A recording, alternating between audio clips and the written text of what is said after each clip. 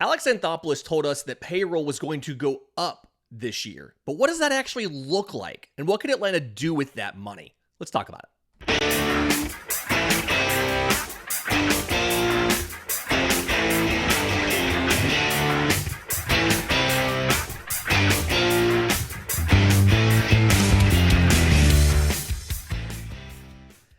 Yes, welcome on in to Braves Today for Thursday, November 14th. Your source of news, notes, and updates on your Atlanta Braves. I'm your host, Lindsay Crosby. Follow me on Twitter at Crosby Baseball. You can follow the show on Twitter, Braves_today. We have a Facebook page and an Instagram as well. You can find all of the written work, bravestoday.com. This is both a podcast and a newsletter. And we heard that press conference at the end of the season with Alex Anthopoulos and Brian Snitker has become almost infamous at this point, right? He said they were expecting to pick up the options on the trio of Aaron Bummer, Marcell Ozuna, and Travis d'Arnaud. d'Arnaud ended up not having his option picked up and has since signed a deal with the Angels. Snit said they were bringing back the entire coaching staff. Their expectation was to bring back the coaching staff. They later reversed course on that and fired Kevin Seitzer, fired Bobby Maganis, fired Sal Fasano. Fasano has since joined Travis d'Arnaud with the Los Angeles Angels. But something else that AA said in that press conference was that payroll was going to go up this year. And he said that payroll has increased every year he's gotten there. He never thought this team would be in the luxury tax, but they've paid it now 2 straight seasons. And that the money has always been there in season, even if they've been given a number, a payroll number, right? Which you would assume he means is a limit. The money's always been there in season when they went to ask for more payroll to make a move. So if we take him at his word that payroll is going to increase this season, and because they changed their mind on the coaching staff and because they didn't pick up those options, I don't think is a reason to not take them on their word on this. Because again, they didn't say for sure that they were picking up those options. They said that they were trending towards doing that. The expectation was that they were going to do it. They looked at things and changed their mind. Coaching staff, same thing. Snit said he wanted to do it. AA said whatever Snit wants to do is fine, and then they later changed their mind. But if we take AA at his word that they are going to increase payroll this year, what does that actually look like from a money perspective? Okay, so I want to look at the payroll amounts, what the payroll is as of right now, what options you actually have to reduce, change the number, and then with the money you have left, what can you do with that? At the same time, I also want to look at, is there a possibility that they try to reset the CBT? Okay, so let's look at the payroll now. And I think it's important to understand they have exceeded the CBT in 2 straight years. And when you have exceeded the CBT in multiple years, you have to understand that now the financial penalties are more severe for doing so. And so that's why there's an argument they may try to reset the CBT. And we'll get to that a little bit later in the show. But here's what they have done as far as payroll increasing, to AA's point. They did not pay the CBT 21 and 22. They did not exceed the threshold. In 2023, they exceeded the threshold by, I'm going to round here, $15.8 million. They were charged a 20% overage on that amount, so they paid $3.2 million, just under $3.2 million in tax. Because they're the first-time payer, it's a 20% penalty on the overage. Last year, they blew past it. They went, where was it here? They went $41 million, $41.8 million over. Second consecutive year, the penalty goes from 20% to 30%. So they had to pay more. And so it was 15.7 or $15.8 million when you round it, is the projected luxury tax they will pay for 2024. Those numbers aren't actually official yet. They become official towards the end of the year. I want to say it's sometime in December. We'll get the actual numbers, right? But $15.8 million is what they're going to pay for the standard base overage. Now, there's surcharges as well. Every $20 million over incurs another surcharge. If you're in the range of 20 to 40 million over, it's 12%. If you're 40 to 60 million over, that amount is a 42.5% surcharge. If you're 60 million or over, it's a 60% surcharge. What's going to happen with Atlanta is they're going to have an additional amount that they're going to have to pay. The total tax is going to come to $3.2 million for that additional, right? So your all-in luxury tax for this year is $15.8 million. Right now, your payroll is under the luxury tax limit by, if my math is right,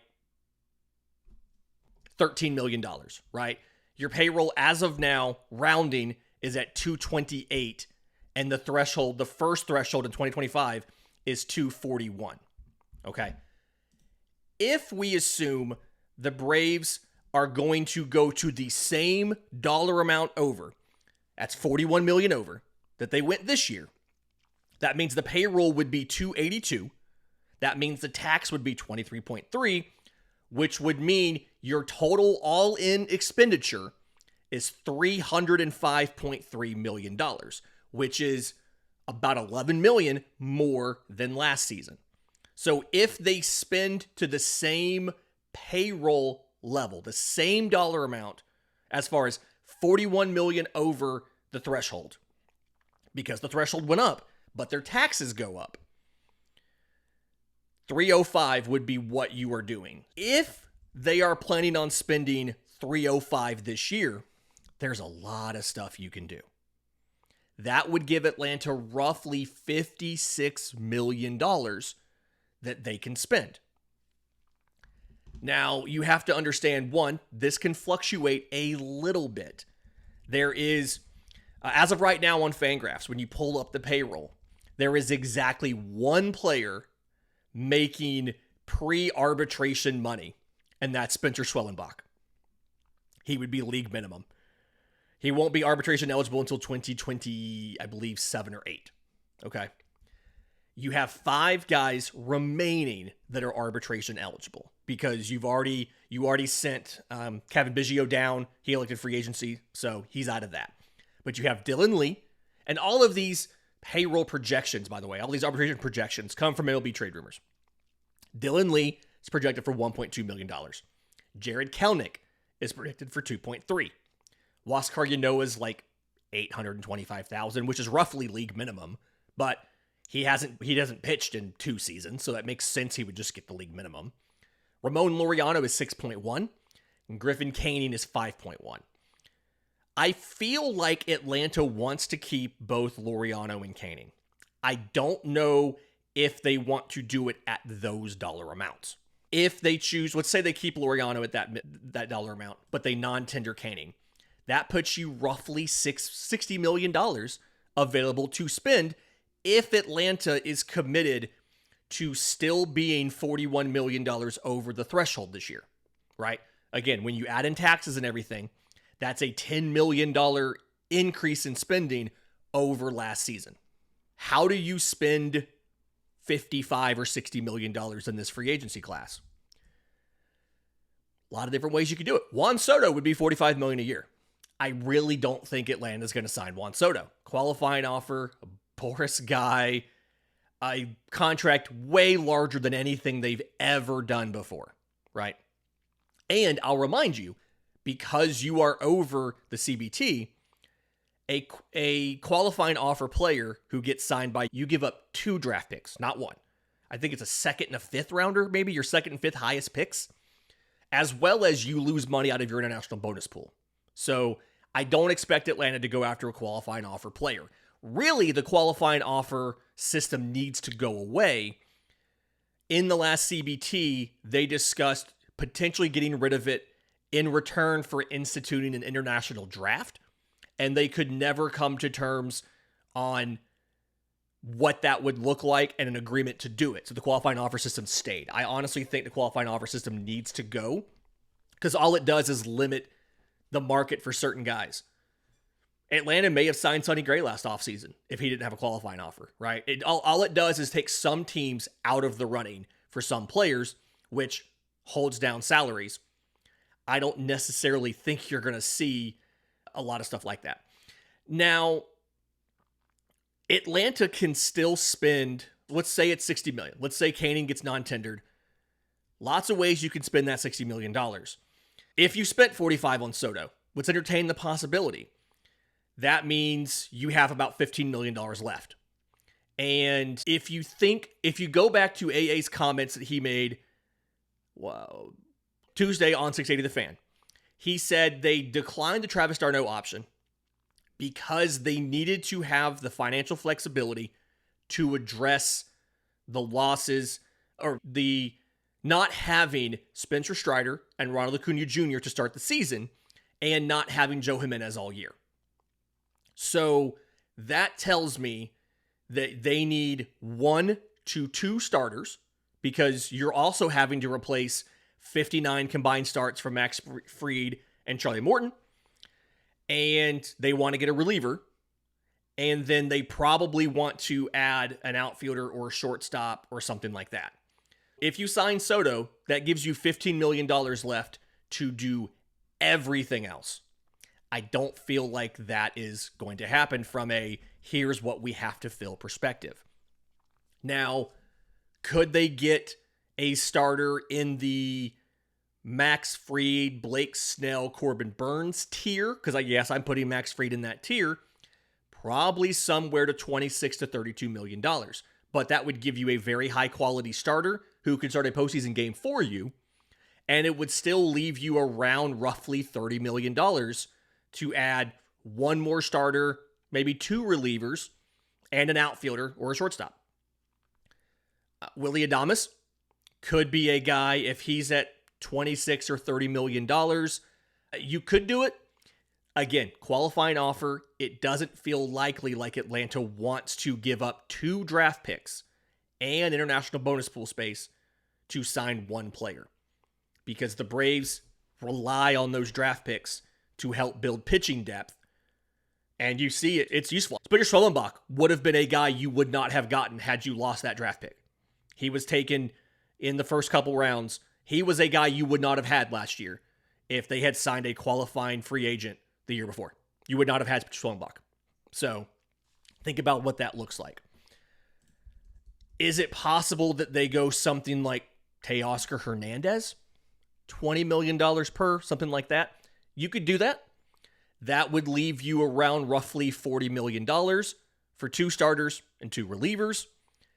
Now, your starter is probably going to have to be somebody that's second tier and mid-tier guy. That doesn't mean, I do want to clarify something on here.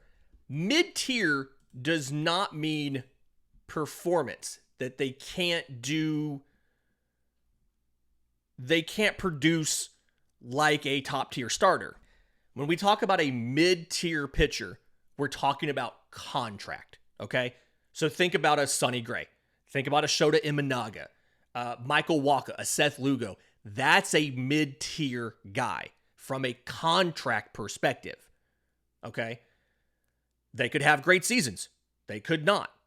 That comes down to you have to pick the right guy, okay? Nathan Eovaldi is a mid-tier pitcher from the contract he is expected to get.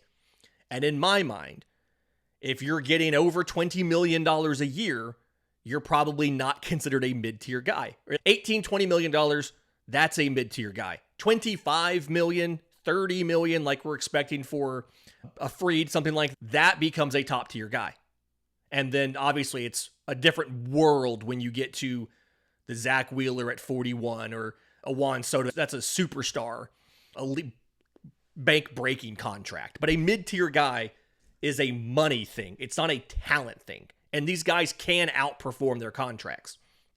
So you're in a situation where you can go sign 2 mid-tier guys if you want and be in combined on those guys $40 million.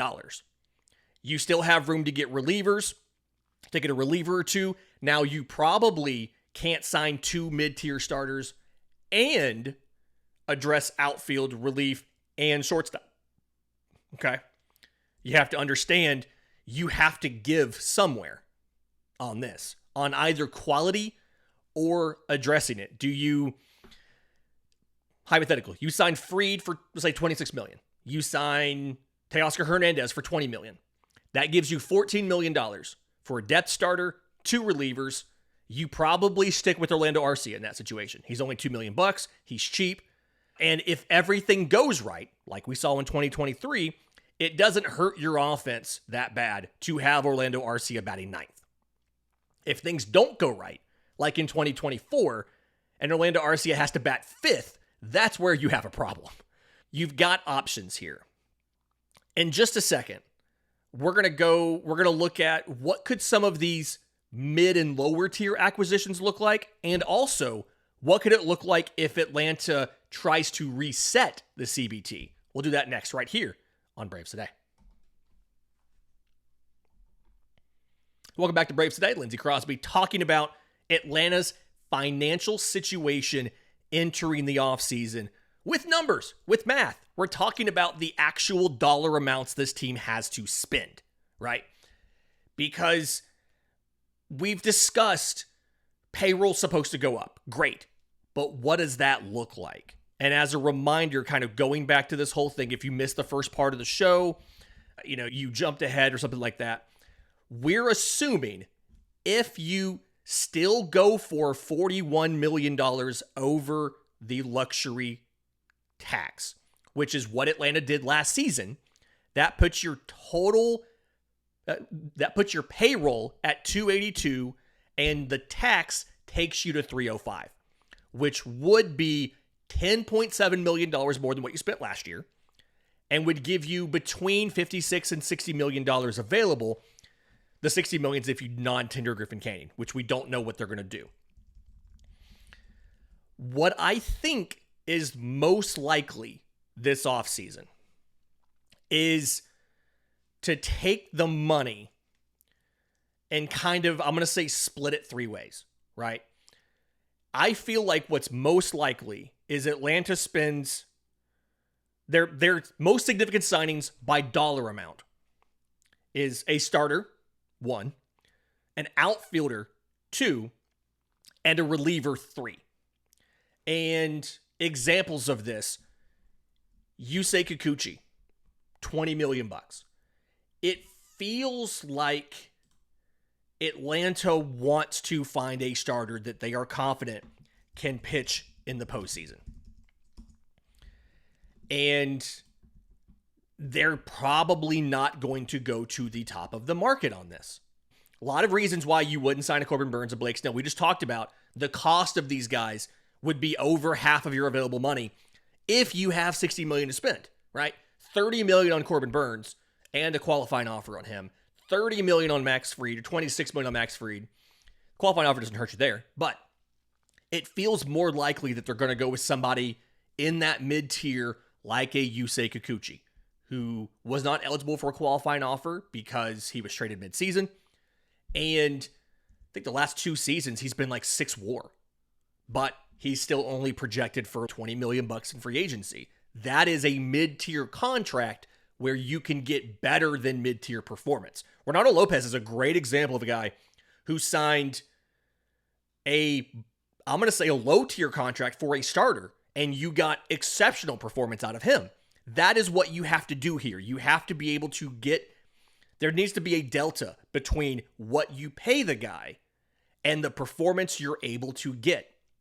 Because when these guys overperform their contracts, that's how you're able to, not to overachieve, but to continue winning like this. When you overpay a guy for middling production, that's when you get into trouble as an organization, right? You know who costs more than Mike Trout on the Angels? Anthony Rendon. Anthony Rendon costs more than Mike Trout, which is a travesty because Anthony Rendon has been awful. That's the kind of situation, not that we're going to sign a player to $35 million a year, but that's the situation you're trying to avoid. You You're trying to avoid paying a top tier contract for middle or bottom tier production.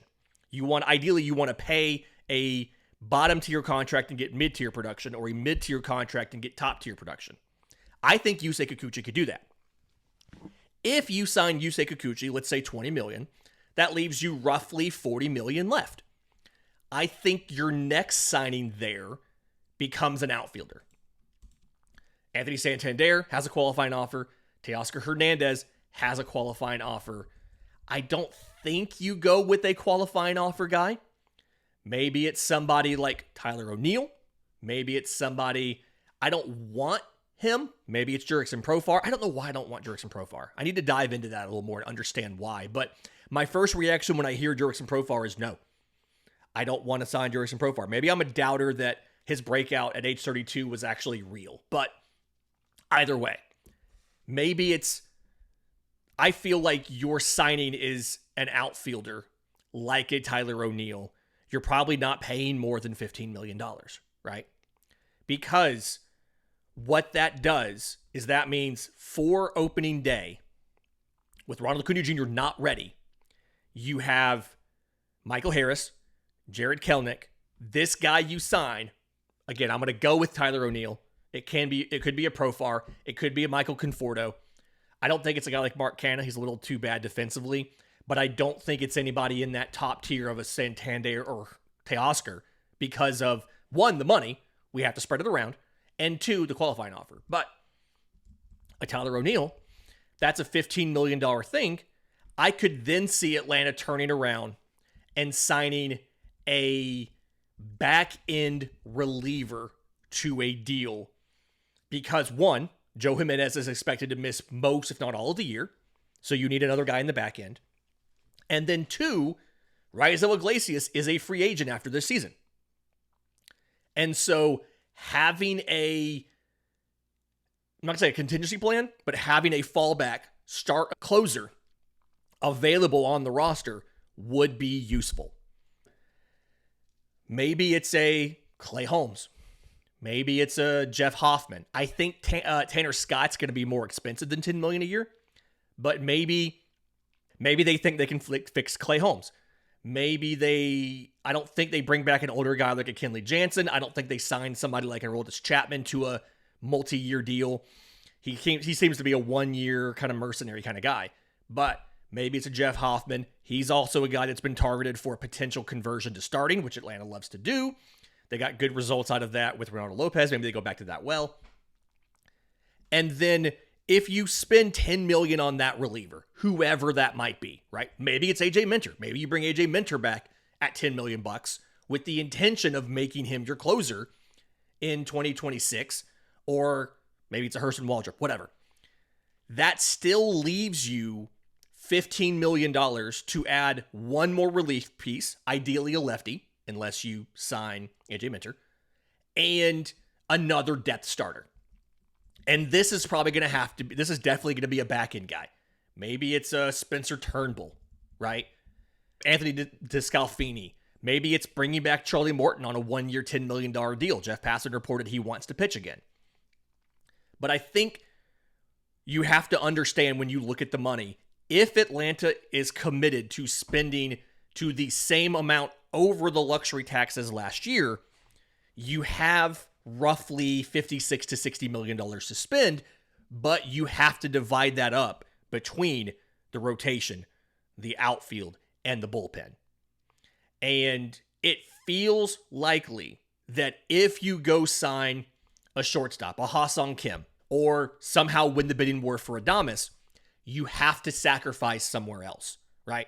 If you add an outfielder, if you add a Tyler O'Neill, you're probably rolling into the season with Orlando Arcia as your starter.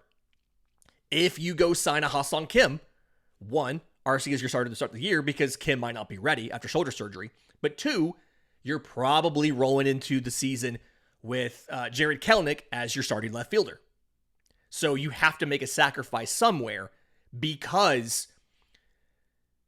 it looks like you're going to be missing up to 3 starters to start the year because, again, Morton and Fried are free agents, and Strider's not available to start the year. I do think, and they're never going to tell us this, understand that. I do think there is a possible situation where Atlanta attempts to reset the CBT. And by that, again, you're spending above the CBT threshold is subject to an increasing tax rate depending on how many consecutive years you've gone over. 20% on the first year, 30% on the second year, 50% on the third and all consecutive years. But if you drop back below for one season, it resets that. So if you spend 1 year under the tax, it resets, and the next year you're back to just 20%. I don't think Atlanta's going to do that, but it is possible that they consider it. And if they do, that means right now you are around $228 million on your luxury tax payroll where we stand right now, assuming you pick up those options. I'm sorry, those arbitration. Koenig, Laureano, Waskar, Yanoa, Kelnick, and Lee. If you pick all 5 of those up, then that means you have under $13 million available to spend to stay under the 241 limit. And Atlanta likes to keep money available for in-season acquisitions, meaning you probably don't have more than $10 million to spend this offseason. And if that is the case, it is going to be very hard to fill very many of these needs in free agency. Because $10 million will not get you much of anything. I would wager if Atlanta had $10 million to spend, probably all you are doing outside of trading for a guy and hopefully not having much of the contract go on your books, like what happened with Chris Sale, right? Atlanta didn't pay for Chris Sale last year. Boston paid for Chris Sale last year. Unless you coordinate something like that, you're probably at best adding one back-end starter, right? If you decline Griffin Koenig, that gives you now $15 million to spend. And I think at best you're adding one guy in the back end. Maybe you bring back Morton at 10, and that leaves you $8 million in season for adjustments and whatever you need. But it feels like they're going to want to add to the outfield too. And so then you're scraping the bottom of the barrel to find somebody who can be cheap to play in the outfield. Maybe you're bringing in, I'm not going to say you're bringing back an Adam Duvall or something like that, but maybe, you're going incredibly cheap here on a guy just to fill out the roster and just waiting for Ronald to come back. I don't think it's likely, given AA's public comments, given the needs we know this team has. I don't think it's likely that they try to reset the CBT, but I also don't think you see Atlanta go into that top portion of free agency because, one, they just don't do that, and two, you have to distribute that free agent money around multiple positions because you've got to do something in the outfield, you've got to do something in rotation, and you've got to do something in the bullpen. This has been Braves Today for Thursday, November 14th. If you're listening on audio, do us a favor, leave us a 5-star review with some nice comments in there. We'll read them on the show. If you're listening on YouTube, hit the notification bell, subscribe to the channel, and also leave us a 5-star review. Helps folks discover the show. Tomorrow, looking to do a mailbag. If you have your questions, send them in to me. I'm on Twitter at Crosby Baseball. You can email us, contact@bravestoday.com. And until next time, this has been Braves Today.